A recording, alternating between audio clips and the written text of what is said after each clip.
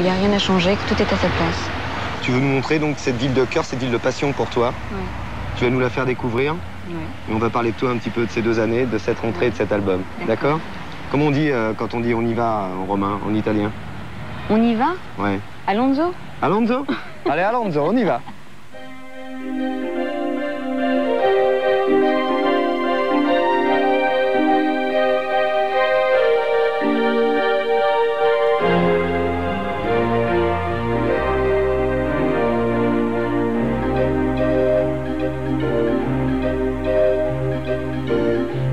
Girano con me nell'ora blu, un finto clown, un re.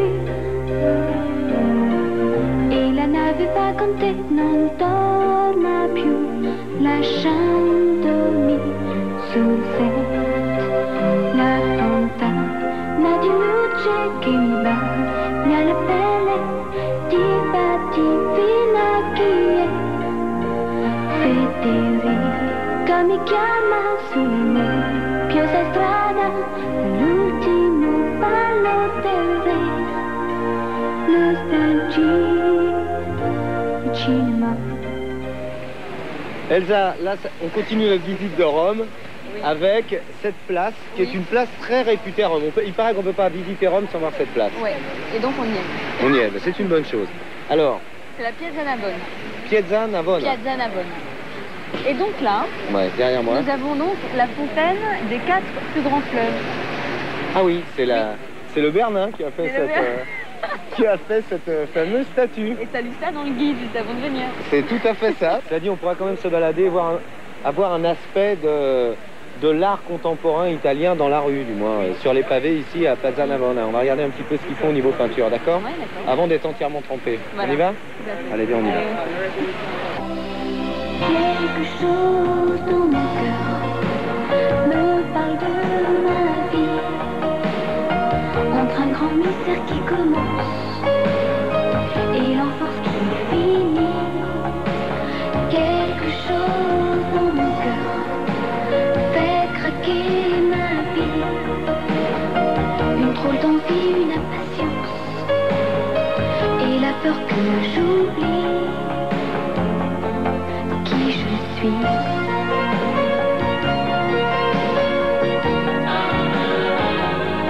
Qui je suis.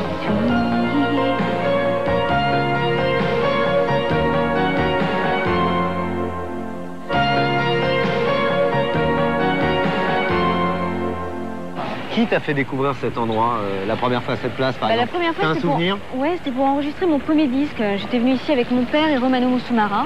Là, je suis tombée amoureuse complètement de cette ville, quoi. Et j'ai voulu y rester, j'ai voulu y vivre et m'acheter un appartement, une maison ici. Et je suis complètement en admiration. C'est un musée, quoi. C'est un musée, cette ville. Comme un souffle au cœur, comme un coup de thé, cette idée, la vie on en meurt. Et c'est pas la peine qu'on nous engueule. On le sait tout seul, on le fait tout seul. Pas de morale. La Fontaine de Trévi, c'est la Dolce Vita. C'est un film somptueux, c'est donc du cinéma. Et si on fait un portrait d'Elsa à Rome, et si on se retrouve ici, à l'endroit de la Dolce Vita, hein, avec Anita dans l'eau et tout. On va parler cinéma. On va parler cinéma. Eh oui. Comment l'as-tu deviné? Pour la période cinéma d'Elsa, je crois que c'est... Comment t'en es venu à faire du cinéma? T'avais une antériorité avec ta tante Marlène. Oui, j'ai rencontré un agent de cinéma qui s'appelle Dominique Besnéard, qui est toujours mon agent maintenant. J'avais 7 ans et je me suis allée me présenter pour Garde à vue de Claude Miller. Et je suis allée passer des essais, j'ai été retenue, puis après ça m'a plu et j'ai été recontactée pour d'autres films. Est-ce que tu as un souvenir frappant par exemple de ce film? C'était Ventura Zero, Garde à vue. Romy Schneider. Romy Schneider, oui. Et oui, tu as tourné avec Romy. Oui. Est-ce que tu étais petite, tu avais 7 ans, est-ce que tu as malgré tout quelques souvenirs de ce tournage? Oui, j'ai plein de souvenirs, c'est très clair dans ma tête. Une anecdote par exemple, ou des choses frappantes de cette Je me souviens époque? de Lino qui m'avait pris par la main pour me faire voir toutes les maquettes du studio, toutes les maquettes du tournage. Et puis Romy et Serrault, non, Romy et Lino qui m'avaient invité dans leur loge à boire du thé et des petits gâteaux. Donc j'étais allée boire le thé avec eux. Et puis je me souviens de Romy qui était très triste, qui avait une grâce et une élégance Elle était sublime. Et une tristesse, elle venait de perdre son fils, très peu de temps avant le tournage. Et elle avait une tristesse dans le regard, c'était effroyable, quoi. Elle était très très toute seule dans son coin, elle était toujours toute seule.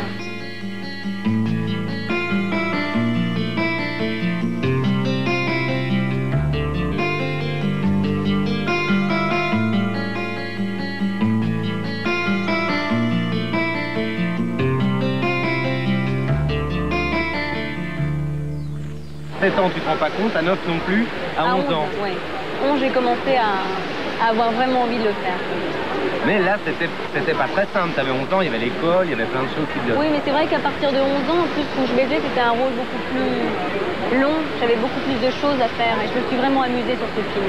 Parce que c'était un rôle, en plus de petite fille, un peu ingrate quand même, un petit peu rentre-dedans avec Elle te sa ressemblait sœur. pas, cette petite fille?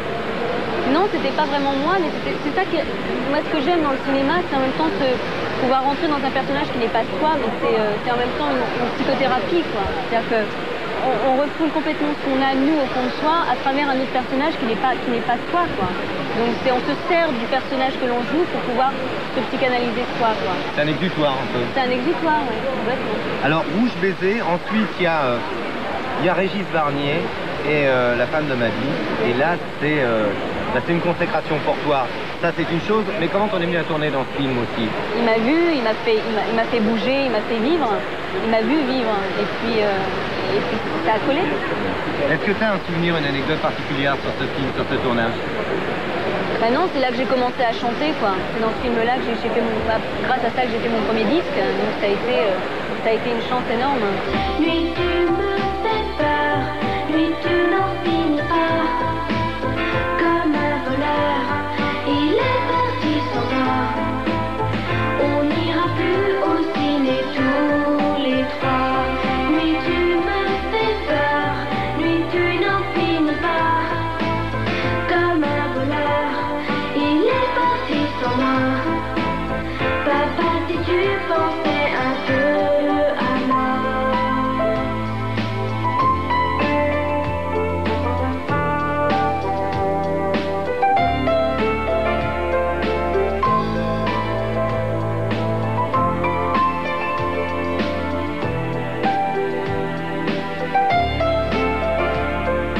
Où tu vas quand tu t'en vas d'ici? J'arrive pas à vivre sans toi. Avec la femme de ta vie, vie. Papa, fais pas de conneries. Quand on s'aime, on s'en va pas. On ne part pas en pleine nuit. Nuit, tu me fais peur. Nuit, tu n'en finis pas. Comme un voleur, il est parti sans toi. Tu m'emmèneras jamais aux USA. Est-ce que tu savais à ce moment-là que tu chantais superbement? Est-ce que tu savais que tu avais une voix avec un timbre, avec un style, avec un ton? Bah, pas vraiment, c'est vrai que comme j'ai chanté depuis toute petite, et que tout le monde me disait oui, tu chantes bien, t'as une jolie voix, tout ça, bon, on se dit peut-être, mais on n'est pas convaincu. En plus, j'ai pas vraiment confiance en moi et j'ai jamais eu confiance en moi, donc je pouvais pas me dire ça, quoi. On peut tous changer sa vie. Écouter la voix qu'on a dans le cœur, mais qu'on n'entend pas. Déchirer la page et partir un matin. Ouvrir sa cage, même si on s'y sent bien. Elsa, on est à Rome. Tu nous as dit pourquoi. Cette fois-ci, on est venu ici du côté de Tivoli. C'est à 25 km de Rome, les fontaines de Tivoli, la Villa d'Este, c'est une merveille. T'es romaine, enfin tu nous as dit tout à l'heure que ton père était romain, mais toi t'es née où en fait? T'es une vraie parisienne? Moi, je suis née à Paris. Je suis née à Paris dans le 18e arrondissement. Ouais. Et je suis une vraie parisienne, ouais. C'est un parigot, un Titi parigot. Est-ce que tu as des souvenirs de cette vie de famille justement dans le 18e arrondissement? Non, je suis née dans le 18e, j'ai vécu pendant des années dans le 19e. Ouais. Dans un appartement. Je me souviens précisément des gens avec qui j'étais à l'école, précisément des visages. J'adorais aller dormir chez les autres, hein. Aller dormir chez les copines, j'adorais aller dormir chez mes tantes. J'aimais qu'on s'occupe de moi, j'aimais être bien chez les autres. Ouais. Est-ce qu'à ce moment-là, toi, tu t'es dit, plus tard, tu auras cette vie, tu regardais ta maman qui était peintre, ton père qui était musicien. Est-ce que ça te pressait de faire ce métier ou est-ce que petite, tu avais envie d'être infirmière, vétérinaire Non, j'avais envie d'être vétérinaire quand j'étais toute petite. Enfin, comme tous les enfants, je changeais tous les ans, même avant, de métier, quoi. Mais comme la musique et ce milieu artistique, ça a toujours fait partie de moi, quoi. Complètement. Ouais. Et je vivais avec, je vivais complètement dedans, donc je me suis jamais posé la question, quoi. Ouais. Pour moi, c'était naturel d'être... Il y avait une vedette dans la famille, ta tante Marlène Jobert. Est-ce que tu étais fière d'elle? Parce que c'était la grande période de Marlène Jobert, on la voyait beaucoup au cinéma. Ouais. Est-ce que tu étais fière d'être la nièce de Marlène Jobert? Je n'avais pas du tout conscience de... Non. Non? Enfin, j'étais fière de ma tante. Ouais. J'étais allée sur plusieurs tournages. Je trouvais ça vraiment bien, quoi. Mais j'avais pas, quand on est petit, quand on a 5-6 ans, on n'a pas conscience de ça du tout, quoi. T'étais plutôt une enfant chippie à ce moment-là, enfin? Non. Jusqu'à ce que tes souvenirs te pressent. Hein. Ah non, j'étais une enfant calme, très calme, très réservée, assez douce, quoi. Non, j'étais pas chippie, j'étais pas extravertie, j'étais pas... Non, j'étais plutôt une petite fille intérieure. C'était donc vie de famille très proche avec papa, maman, ouais. Très proche de toi. On était souvent ensemble, puis j'aimais surtout les amis de mes parents, quoi. Aussi beaucoup. Ils invitaient des amis à la maison, je discutais avec eux, j'aimais le contact avec les adultes, beaucoup.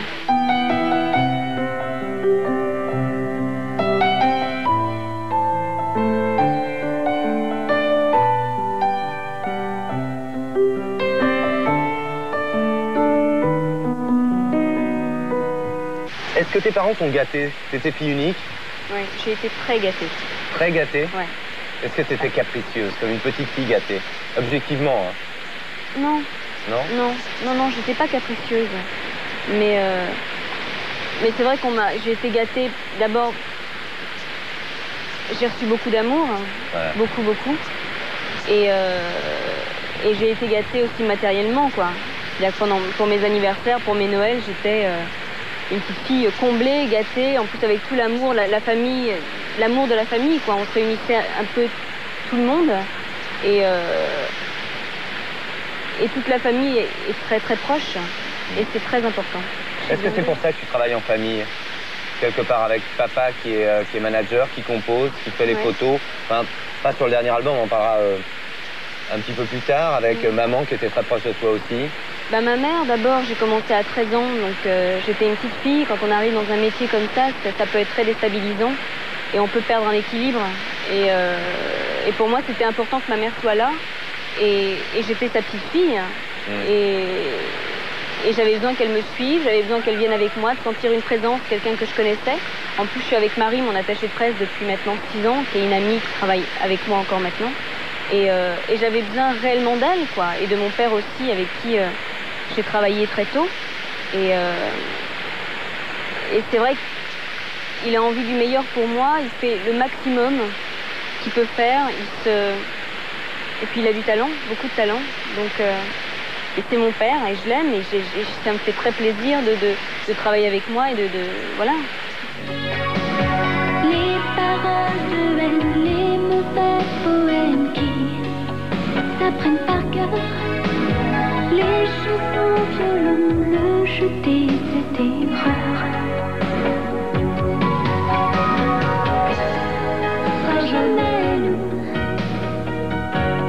les trahisons par ambition, les faux semblants, les faux amants.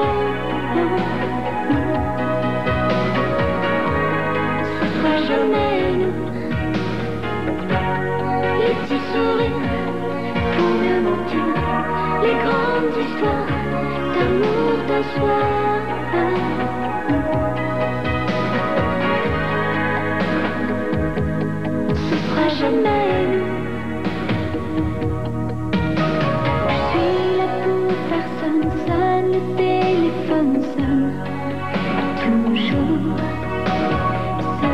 jamais nous fait jaloux cet amour. Ces romans photos, ces histoires, mais nous qui sont toutes les mêmes. On l'a dit, trop dit, me dis jamais je t'aime. Ce sera jamais nous, les larmes aux yeux, les souvenirs, les mots d'adieu qui font souffrir. Ce sera jamais nous, ce sera pareil, mais autrement, côté soleil et sentiment.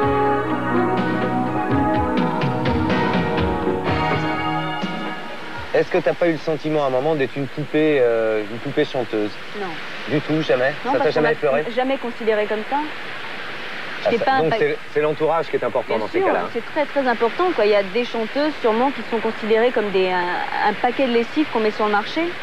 Et moi, ça n'a jamais été ça du tout, quoi. Jamais. Je me suis toujours sentie en confiance, je me suis toujours sentie aimée et toujours respectée, quoi. Et c'est important, hein.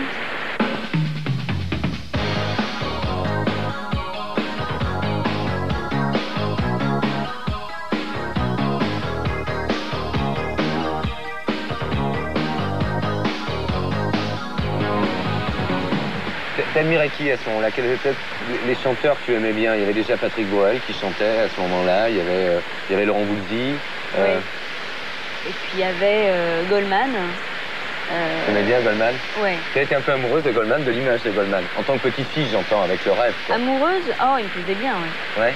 C'était ton genre? T'aimais Ah bien? ouais, complètement. Oui, je le trouvais beau, je trouvais plein de charme, je trouvais intelligent. Des fois, oui, on voit des gens, quand on est petite fille comme ça, on voit des... mais encore maintenant, et on fantasme sur quelqu'un, quoi. Et on a l'impression que c'est la personne idéale, alors que finalement, après, quand on les rencontre, c'est pas toujours le cas. Et, mais il y a il y a une espèce de fantasme sur quelqu'un. Et bon, Goldman, c'est pas un fantasme, c'est quelqu'un que j'admirais en tant que musicien, en tant que compositeur et auteur.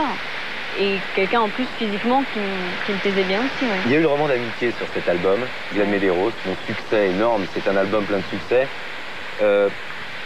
Vous sentiez le roman d'amitié? On a dit un moment où on a pensé que c'était peut-être justement ce coup d'amour, comment dire, de gamine, quoi. C'était la naissance d'un peu d'amour ou de...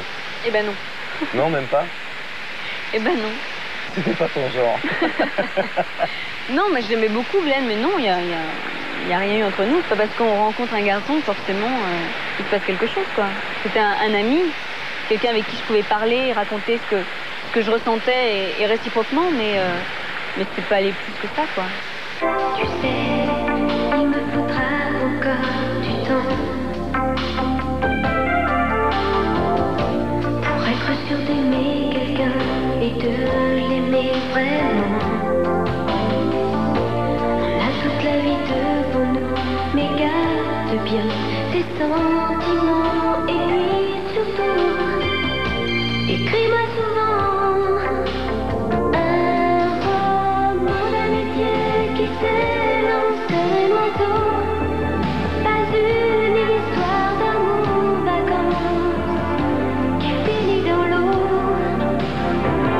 C'est un long roman d'amitié qui commence entre nous deux.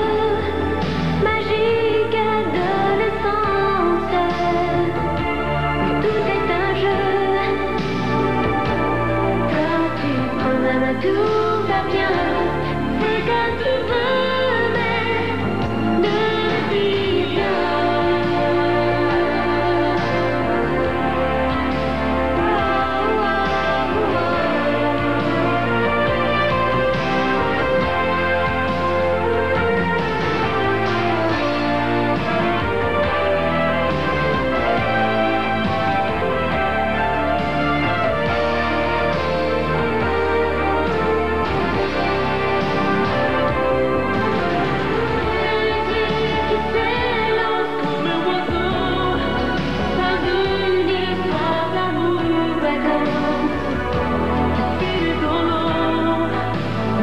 Comment tu te sentais par rapport à la scène des chanteuses françaises de l'époque? Parce que c'était un petit peu la période où les jeunes filles étaient numéro 1 du top 50, quoi. Il y avait Elsa, il y avait Vanessa Paradis, il y en a eu d'autres dont j'ai oublié le nom, elles m'en voudront pas, mais vous étiez nombreuses comme ça de jeunes petits prodiges à être propulsées numéro 1 du top. On n'était pas nombreuses. On n'était pas 3, nombreuses. D'avoir à cet âge-là, non, on avait 14 ans et il n'y en avait pas beaucoup à 14 ans qui chantaient. Je crois qu'il y avait Vanessa et moi, quoi. Et puis ça s'arrêtait là. Est-ce que tu pensais à ce moment-là à une lutte avec Vanessa ou est-ce que c'était... Je crois qu'en fait, non. C'était deux carrières différentes. Les journalistes qui ont inventé cette lutte et qui se régalent à dire des trucs qui sont régalés depuis le départ à inventer une rivalité, quoi. Mais bon, c'est vrai qu'on a commencé en même temps, on a le même âge et c'était rare de commencer si tôt et d'avoir du succès si tôt, donc bon. Mais non, c'était pas une lutte, quoi. J'avais pas... Non. Est-ce que t'as pas l'impression de pas avoir vécu justement une part de ton adolescence? Je l'ai vécu d'une certaine manière, mais... L'insouciance générale de l'adolescence, quoi. L'insouciance totale, non. Non, parce qu'à mon adolescence, je l'ai vécu d'une autre façon. Parce que aussi des contraintes, parce que des responsabilités, parce qu'il fallait que je sois plus mûre et plus... parce que les demandes aussi des journalistes quand on a 13 ans, c'est avoir aussi un avis sur tout et pouvoir s'intéresser à tout et pouvoir répondre à quelqu'un qu'on n'a jamais vu. Et c'est un rapport bizarre avec les gens, quoi. Il faut avoir l'habitude, il faut savoir où on est et comment se comporter face aux autres. Et à 13 ans, c'est un peu déstabilisant, quoi. Le deuxième album arrive relativement vite. Changement dans les textes. Des textes comme Sud-Africaine qui parlent de l'intolérance, du racisme, de l'apartheid. Qu'est-ce qui te pousse à chanter ce genre de texte? T'as 16-17 ans à ce moment-là, 16 ans. J'ai 16 ans, ouais. 17 ans. Ben, de toute façon, c'est difficile de ne pas voir ce qui se passe autour de soi. Il faut vraiment être sourd et aveugle pour pas voir, quoi. On a tellement de choses qui viennent de droite, de gauche. On s'en prend plein la tête, quoi. Donc j'avais envie d'en parler, puis en plus des auteurs ont fait des textes et m'en ont parlé aussi avant. Et ça me plaisait de parler de ça et je trouvais ça beau.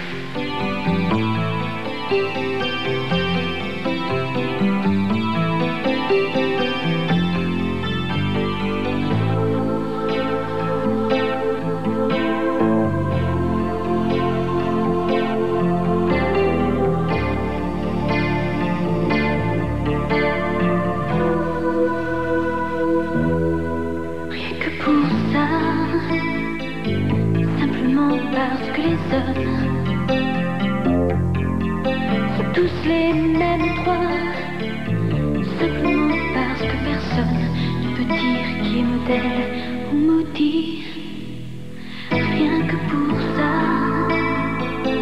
simplement parce que la terre est à toi et moi, rien qu'un point dans l'univers. Et si on a grandi en étant si petit, c'est qu'un jour on s'est dit que rien que pour ça, faut pas laisser hurler ceux qui aboient. Et qu'est-ce qu'ils croient? Est-ce qu'ils oublient que l'amour ne choisit pas? Et j'ai le cœur en noir, la couleur de l'espoir.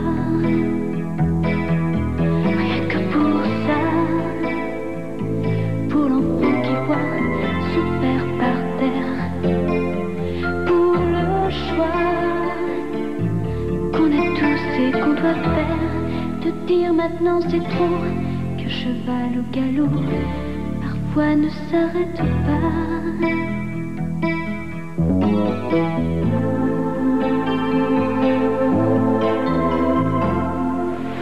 Après le deuxième album et bon nombre de succès, il y a eu combien de 45 tours extrait du deuxième album? Tiens, je t'en pose une question. Le deuxième album, il n'y a eu rien que pour ça. Pleure doucement. Ouais. Et qu'est-ce que ça peut lui faire? Ça fait 3, je crois. 3, ouais. C'est même plus, c'est ça. Chaque fois, c'est ça. 3, je crois. Bon, bon nombre de succès et une scène au mois de novembre 90, du 15 au 25, je crois que c'est ça. à l'Olympia. Là, c'était la représentation de ces deux albums, de l'histoire d'Elsace, puisque c'était presque un complet, cette scène, des deux albums mixés, quoi. Qui a longuement pensé, t'attendais cette scène et tu as dû l'aborder avec beaucoup de trac aussi. Peut-être que le trac est revenu à ce moment-là. Ça faisait déjà 1 an et demi que la date était prise, que le mois était pris, donc quand on fait de la scène, on le sait longtemps à l'avance, quoi. C'est angoissant, mais on le sait, on a le temps de se préparer, d'y penser, et puis il y a une échéance, quoi. C'est là et il faut être prêt pour cette date-là. Donc j'ai eu un trac monstrueux aussi, mais j'avais envie de monter sur scène. J'avais envie de réaliser, quoi, ce que tu avais sur Oui, j'avais que ce soit plus concret, plus palpable, et pouvoir rencontrer les gens, pouvoir les voir, quoi. Pouvoir enfin les voir, les approcher, pouvoir chanter pour eux directement. Et la scène, c'est un grand moment, quoi. C'est un grand moment parce qu'on reçoit tellement d'amour. Il y a une générosité de la part du public qui est énorme et qu'on essaye d'avoir, quoi, aussi. Moi, ces gens-là, je pense qu'ils sont déplacés pour venir te voir, qu'ils ont payé leur place, qu'ils ont fait la queue, parce que c'est quelque chose de se déplacer pour aller voir quelqu'un en concert, quoi. C'est pas une démarche facile. Et quand on voit une salle remplie de gens qui viennent te voir toi, c'est tellement grisant, tellement génial, qu'il y a un amour qui est énorme.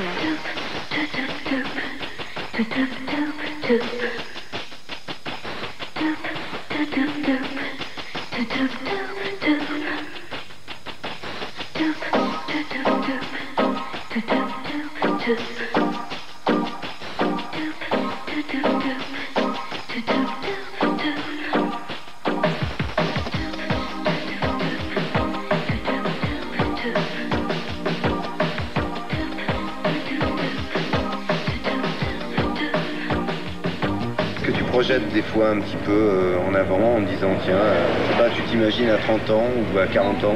Non, je m'imagine pas à 30 ans ou 40 ans, mais j'ai très peur de la mort et de la maladie. Ça m'obsède beaucoup. J'y pense sans arrêt, le soir en couchant, j'ai des angoisses énormes en pensant à ça.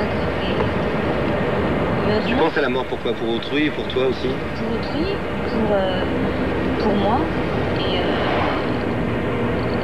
c'est vrai que le plus dur, c'est pour ceux qui restent, quoi. Donc je pense aux autres qui mourraient, puis je pense aussi à moi, des gens autour de moi, ce serait terrible, quoi. C'est épouvantable.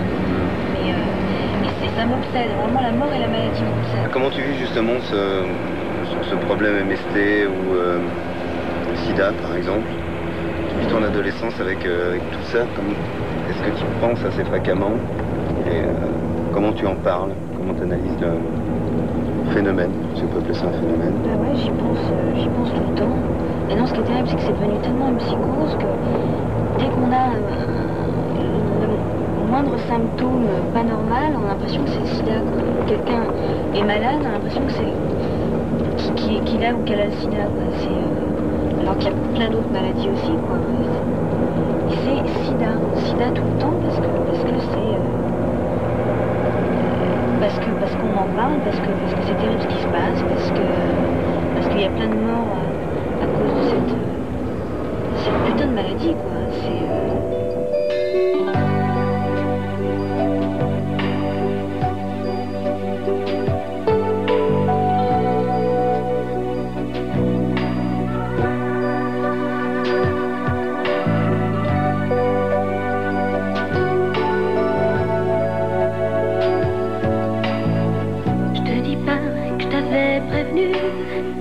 Mais chaque fois t'étais convenu, tes peines de cœur, avoue que tu les cherches. T'y échappes jamais, dis-moi. L'amour frappe sans voir, mais toi, tu te jettes à tous les coups contre ces flèches. Maintenant tu voudrais que je te plaigne, que je saigne parce que tu saignes. Elsa, soirée romaine sur la Piazza d'Espagne. Ça, c'est un endroit où tu viens assez fréquemment à Rome le soir. Oui, moi je viens m'installer avec tout le monde là sur les marches. Ouais. Et les fois où je suis venue, ils étaient en train de jouer de la guitare, faire de la musique, quoi. Bon, là, pas trop. Ce soir, pas ça va trop. venir. Il est peut-être un peu tard. Mais Il est remarquez peut-être un peu tôt. il y a quand même du monde. Alors, on a très peu d'écho de toi, par exemple, de tes nuits parisiennes. T'es pas forcément une couche tard. Tu fais pas forcément la fête. On sait rien de toi. Non, Et ici, tu me dis, viens voir, il se passe un truc le soir, tard. À Rome, c'est différent. Non, à Paris, je me couche plutôt tard. Ouais. Mais je vais pas dans les boîtes de nuit à la mode qui me plaisent pas forcément. Mais c'est vrai que dans les villes étrangères comme ça, où plus cette ambiance-là, j'aime bien, ouais. Pourquoi? Parce qu'à Paris, t'es trop connu, t'as peur d'être agressé justement dans ces endroits à la Non, parce mode que de rester dans un endroit clos avec de la fumée et de la musique trop fort où on peut pas parler, et puis je préfère aller avec des amis dîner dans un bon resto avec plus d'intimité et où on puisse se parler, quoi. Moi, ça m'intéresse pas d'aller dans un endroit où on puisse pas parler, et ça m'ennuie, quoi. Donc j'évite d'y aller. Est-ce que malgré tout, tu fréquentes des gens de ce métier, c'est-à-dire de ce business, du show business, des chanteurs, est-ce que tu fréquentes ces gens assez fréquemment, même si tu les vois pas dans les boîtes de nuit ou dans les restos à la mode? Chez toi, par exemple. Parfois, il y a Laurent Voulzy. Qui était sur un de tes albums. Oui, et Patrick Borel, qui sont deux amis, quoi. Deux amis et des gens que j'aime voir, avec qui j'aime discuter. Et ça détend et ça fait du bien, quoi. Ça fait vraiment du bien de pouvoir parler à des gens et pouvoir faire des bouffes comme ça, chez l'un, chez l'autre. Ça fait vraiment du bien, quoi.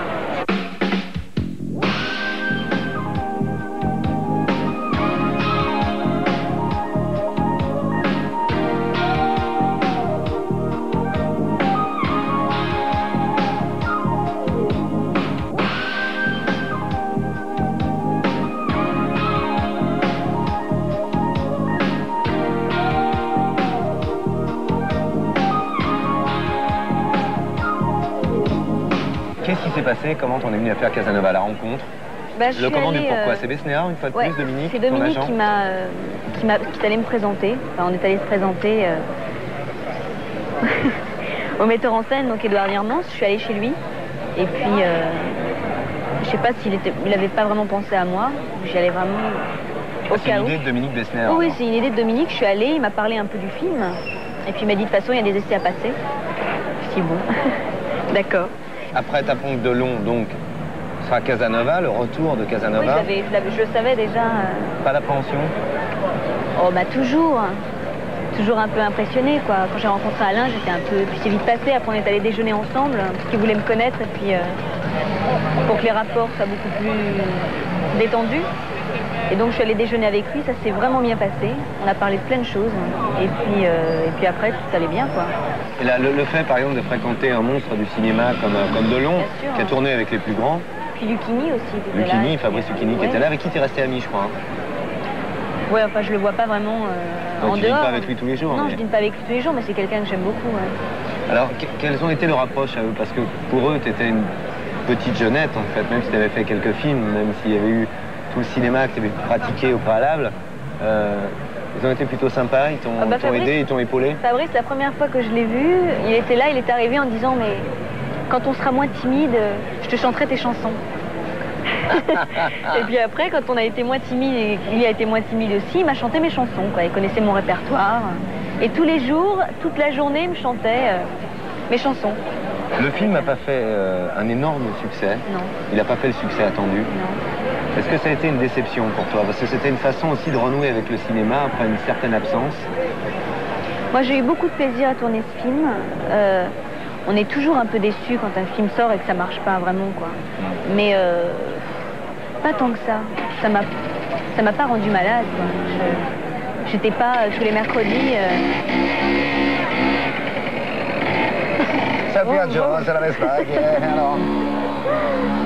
Non, j'étais pas tous les mercredis en train de regarder le box-office, quoi. Ouais. Non. Mais bon, c'est dommage. C'est dommage. C'est une déception aussi pour ta carrière cinématographique. Non. Est-ce que tu l'as appréhendé comme ça, non? Non. Moi, je fais des films que j'ai vraiment envie de faire avec des beaux scénarios qui me plaisent. Demain, on va me reproposer un film qui me plaît. Je marche au coup de cœur, quoi. Je me dis pas, tiens, ça va marcher ou ça va pas marcher. Films commerciaux ou pas, je m'en fous, quoi. Quel est le scénario qui pourrait te faire craquer à l'heure actuelle? Est-ce J'ai que tu envie d'un penses rôle parfois fort, quoi. J'ai envie d'un rôle réellement de comédienne. On puisse dire c'est une comédienne, quoi. Je cherche ça, je cherche à nos amours d'eux, quoi. Je cherche un 37-2, je cherche vraiment un rôle très fort, inattendu aussi, quoi. Dans lequel on m'attende pas, dans lequel ce soit l'opposé de moi.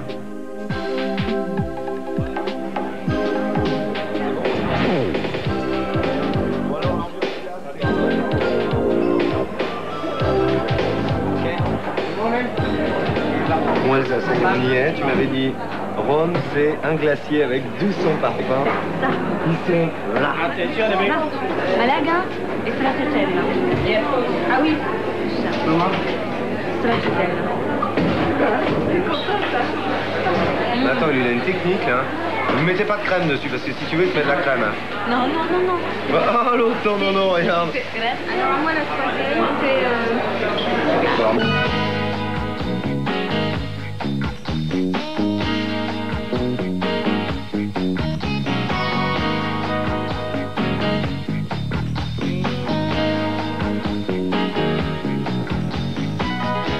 Si on est là aujourd'hui pour ce portrait, enfin, à Rome, c'est ton choix déjà et d'une, on le sait, maintenant on a tout vu, enfin presque. C'est également en raison de la sortie de l'album, le 3e du nom, 12 violences, avec un premier 45 tours qu'on a découvert très tôt, qui s'appelle Bouscule-moi. Et on va peut-être, avant même de parler de l'album, parler de ce 45 tours qui est arrivé et qui a surpris. Bouscule-moi, on a l'impression que toi, tu as été bousculé, qu'il y a quelque chose qui a changé, quoi. Tu bouscules tout. J'aime le nouveau, j'aime moi me voir changer. Et puis je grandis, quoi. C'est vrai que c'est une période, maintenant moins, parce qu'à un moment quand même on se stabilise, quoi. Mais pendant des années où c'est les années d'adolescence, on change beaucoup et on change. Et le changement se voit énormément, quoi. On a l'impression que tout d'un coup je suis devenue quelqu'un d'autre, mais c'est normal. C'est logique, ce changement. Je veux dire par là, même avec cet album, il va falloir s'y faire, quoi. Elsa a changé, Elsa est comme ça maintenant. Ah bah je suis comme ça maintenant, ou ça plaira, ou ça plaira pas.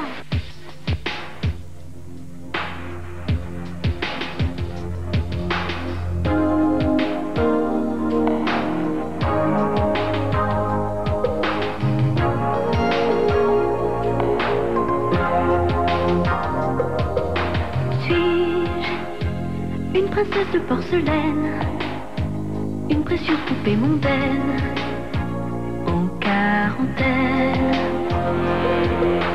Suis-je un bel objet trop fragile, qu'un seul geste malhabile met en péril?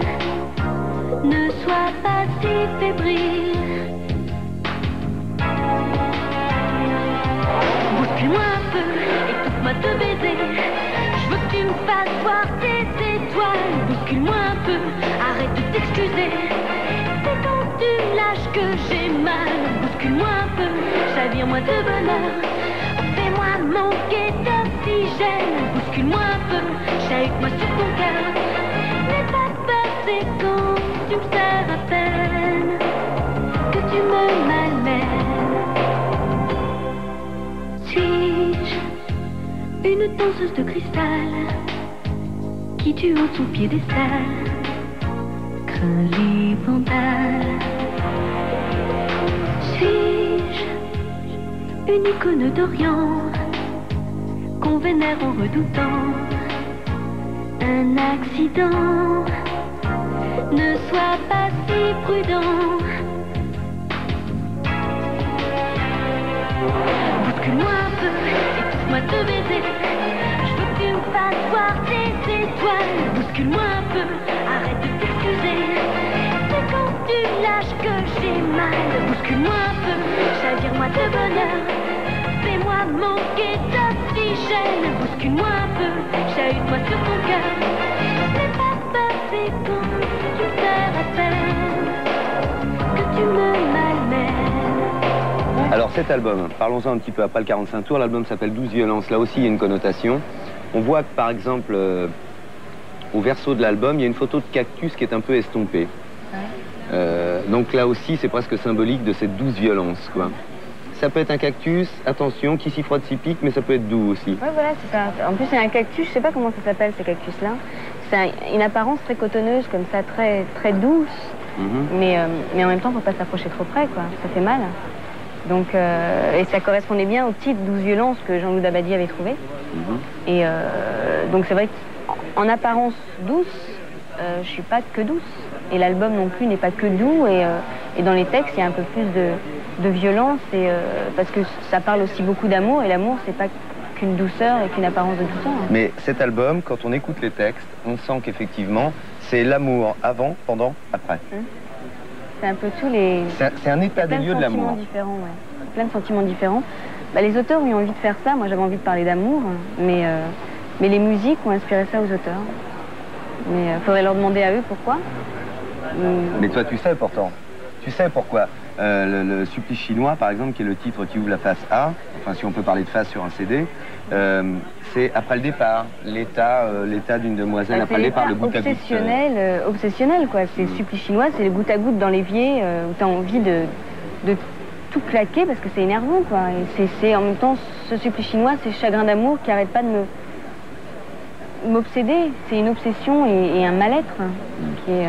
Alors tu me dis, les auteurs ont choisi ça, mais je me demande si quelque part, toi, t'as pas choisi non plus, et si c'est pas un récit autobiographique. Si ces états de l'amour, cet état des lieux de l'amour, tu l'as pas vécu? Bien sûr, je l'ai vécu. J'ai vécu l'avant, pendant, après, mais... Avec cette même intensité? Souvent? Pas autant, non. J'ai jamais eu, en tout cas, ce côté obsessionnel, et vraiment à me morfondre et à rester dans mon... que ce soit vraiment intérieur comme ça à ce point-là, quoi, aussi lourd à porter. Bouscule-moi un peu, écoute-moi te baiser. Je veux que tu me fasses voir tes étoiles. Bouscule-moi un peu, arrête de t'excuser. C'est quand tu me lâches que j'ai mal. Bouscule-moi un peu, chavire-moi tes bonheurs. Fais-moi manquer d'oxygène. Bouscule-moi un peu, chahute-moi sur ton cœur. Je veux que tu me fasses voir tes étoiles. Bouscule-moi un peu, écoute-moi te baiser. Fais-moi manquer d'oxygène. Bouscule-moi un peu, arrête de t'excuser. C'est quand tu me lâches que j'ai mal. Tu m'as dit que tu étais amoureuse, donc tu es amoureuse, ça veut dire ce que ça veut dire. Mais tu vis seule. Oui, pour l'instant, je vis seule, ouais. Tu as besoin de ton indépendance et de cette individualité préservée? Oui, j'en ai besoin, mais j'ai aussi besoin de connaître ce que je connais pas. Et tout ce que je connais pas, oui, j'ai envie de connaître. Donc la vie à deux m'attire aussi beaucoup. Même si je sais que c'est pas facile, même si je sais que ça peut détruire un couple aussi. Mais j'ai envie de connaître. Hein. Je crois que tes parents n'ont jamais été mariés. Non. Et toi, le mariage, c'est pas ton truc non plus, une fois ce que j'ai compris. Non, enfin non. T'as une opinion sur ce pas, sujet. Oui, ça m'attire pas. C'est pas un curé ou un maire qui va me dire ce que je dois faire et qui va me convaincre d'être amoureuse du mec avec qui je suis toute ma vie, quoi. Y a que moi qui décide et y a que moi qui saurais s'il est fait pour moi ou si je l'aime encore dans 10 ans. C'est pas le mariage qui pourra m'ouvrir les yeux là-dessus, quoi. Et j'ai pas besoin de me marier pour prouver à l'autre que je l'aime. Et j'ai pas besoin d'un mariage pour que l'autre me prouve qu'il m'aime. Et j'ai l'impression, à chaque fois, que les gens qui se marient autour de moi, ça va pas peu de temps après, quoi. J'ai l'impression qu'il y a beaucoup de divorces, mais j'ai pas envie de ça. Ça m'ennuie et j'ai pas envie de me sentir prisonnière et... Mourir d'amour enchaîné. Mourir d'amour enchaîné, ouais. Est-ce que t'as le je t'aime facile? Ben moi, j'aime pas... Moi, les gens qui arrivent à se dire... je dis moins je t'aime maintenant qu'avant, parce que, bon, j'ai compris, parce que j'ai eu des déceptions, parce que j'ai pas envie de souffrir, parce que c'est dur de dire je t'aime. Moi, je dis je t'aime quand j'ai envie de dire je t'aime, quoi. Je me pose pas des questions, 20 questions dans ma tête avant de dire je t'aime. Il y a des moments où j'ai envie de dire je t'aime parce que je l'aime et que j'ai envie de lui dire. Donc, je vais pas me freiner et me retenir sous prétexte que moi, je vais être mal perçue, je sais pas, mais je vais avoir peur de souffrir en lui disant, quoi. C'est marrant parce qu'on définit complètement le taureau dans tout ça. Donc tes attitudes tout à l'heure, c'est fonceuse, c'est toi qui peux claquer la porte et dire ça suffit maintenant dehors. Je suis complètement d'accord avec mon style. Et puis là, une fois de plus, c'est impulsif et simultané, quoi. C'est je t'aime, j'ai envie de te dire, je le dis. Mais en même temps, je suis très réfléchie, quoi. Je suis quelqu'un qui va réfléchir. Tu raisonnes. Ouais, je raisonne, mais des fois trop. Trop parce qu'on s'empêche de vivre. Moi, des fois, il y a des choses que je vis pas des trucs à cause de ça, quoi.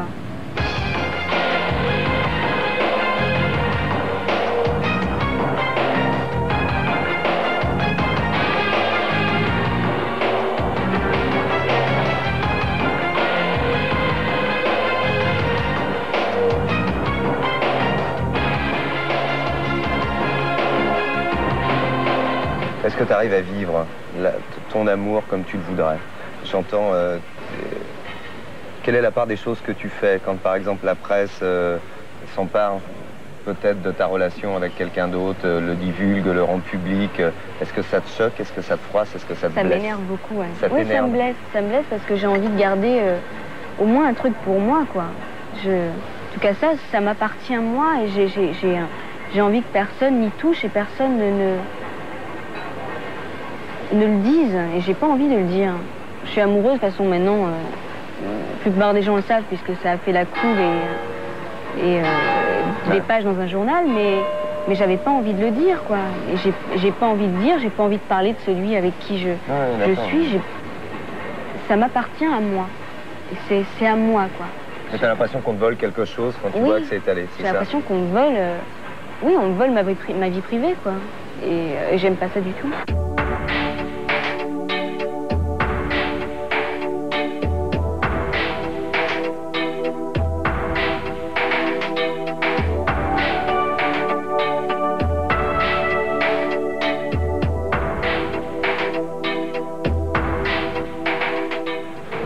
Elsa, on est à la bouche de la vérité. C'est Romain. Alors il paraît que cette plaque en fait servait à des bouches d'égout dans le temps. Ils l'ont mise ici et maintenant il y a comme une légende autour de cette fameuse bouche. Quand tu mets là. Ouais. Et si tu mens, il te bouffe la main. Il bouffe la main. Il y a un mange-main à l'intérieur et paf, il t'avale la main. Fais bien attention à toi. Hein. Tu es prête? Je te pose la question vérité. Elsa, qu'est-ce que tu détestes le plus au monde? Toi. D'accord. Qu'est-ce que tu aimes le plus au monde? Toi. As-tu déjà dit merde à tes parents? Non. Qui est Foufoune? Ce soir à 20h50, un nouveau Graine de Star Junior. Après le succès du premier, Laurent Boyer nous donne l'occasion de découvrir une nouvelle vague de jeunes talents. C'est une chance inouïe de passer à la télévision à Graine de Star ce soir. Je n'arrive pas à comprendre comment à 12 ans on peut avoir une voix avec autant de maturité. Plus ils sont jeunes, plus ils sont doués. Ces petites graines seront chaleureusement parrainées par Smaïn, Charlotte de Turckheim, Victoria Abril. J'ai commencé à 14 ans, donc à l'âge des petites graines. Graines de Star Junior avec des petits prodiges de 9 à 16 ans, de la musique avec David Hallyday, Organize, Victoria Abril, A+, Smaïn. Et quand Smaïn est là, tout peut arriver. Est-ce que parmi vous, il n'y aurait pas un ou une qui serait capable de venir prendre un micro et chanter a cappella? Applaudissez-la, s'il vous plaît. Graines de Star Junior, c'est ce soir à 20h50 sur M6.